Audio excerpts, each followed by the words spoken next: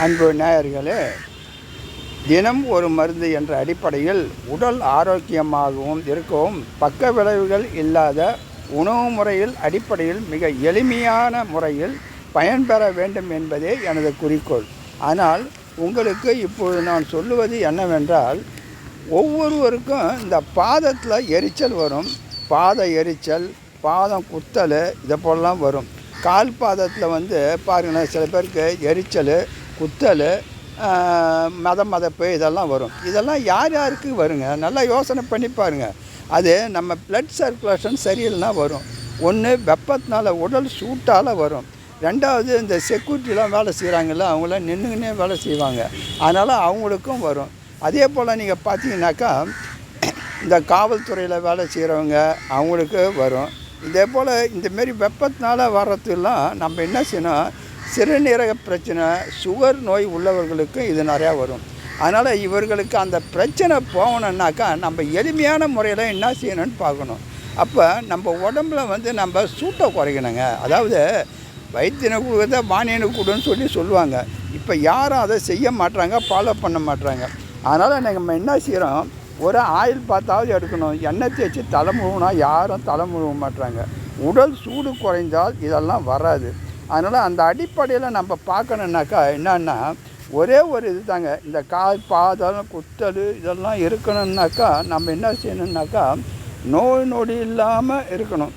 நோய் நொடி இல்லாமல் இருக்கணுன்னாக்கா அதுக்கு நம்ம வழி என்ன செய்யணுன்னாக்கா, அதை பார்க்குறதுக்கு ஒரே மருந்து தான். அதாவது நோய் இல்லாமல், மருந்து இல்லாமல் நம்ம பக்க விளைவு இல்லாத நம்ம தேக்கணும்னா, ஒரே ஒரு சிம்பிளாக ஒரு இலையை வச்சே நான் சொல்கிறேங்க.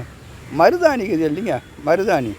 இந்த மருதாணியை எடுத்து என்ன செய்றீங்க, ஒரு கைப்பிடி எடுத்து கொம்பு மஞ்சள் இருக்குதுல்ல, கொம்பு மஞ்சள், அந்த மருதாணியும் கொம்பு மஞ்சளையும் வச்சு அரைச்சி இரவு படுக்க போகும்போது அதை என்ன செய்ய, கால் பாதத்தில் வச்சு கட்டிடுங்க. கால் பாதத்தில் வச்சு கட்டிட்டிங்கனாக்கா அதை நீங்கள் ஒரு ஜவுத்தால் போட்டால் நைட்டில் படுத்துட்டு காலையில் ஏஞ்சி அவருங்க. இதை போல் ஒரு 2-3 தடவை நீங்கள் செஞ்சீங்கனாக்கா அந்த கால் மதப்பு, எரிச்சல், குத்தல் இதெல்லாம் வராது. அதனால் நம்ம உடலில் இருக்கிற சூட்டையும் குறைக்கணும். சுகர் லெவல்னால் சுகரும் பார்க்கணும். தைராய்டு உள்ளவங்களுக்கும் அது வரும். தைராய்டு உள்ளவங்களுக்கும் வரும், அல்லாது நின்று வேலை செய்கிறவங்களுக்கும் வரும். இது சுகராலும் வரும். இது பல விதத்தில் இது வருங்க. அதனால் யோசனை பண்ணி நம்ம செய்யணும். நோய் எதனால் வருது? நோய் நாடி நோய் முதல் நாடி அது தணிக்கும் வாய் நாடி வாய்ப்பை செயல். நாம் நோய் அறிந்து அதை நம்ம செய்யணும்.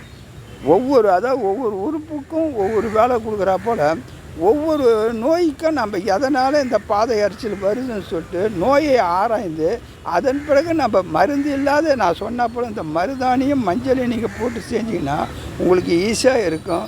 நல்லா நலம் பெறலாம். நீங்களும் நீடூழி வாழலாம். நீங்களும் பயன்பெறுங்கள். மற்றவர்களுக்கும் இதை பயன்படுத்தி சொல்லுங்கள். அவங்களும் செய்யட்டும். தான் பெற்ற இன்பம் எல்லாம் பெறணுன்றது தான் நான் சொல்கிறேன். இந்த கால் பாதம் குத்தல் எரிச்சி இதுக்கெல்லாம் மாத்திரை மருந்தெல்லாம் தேவையில்லை.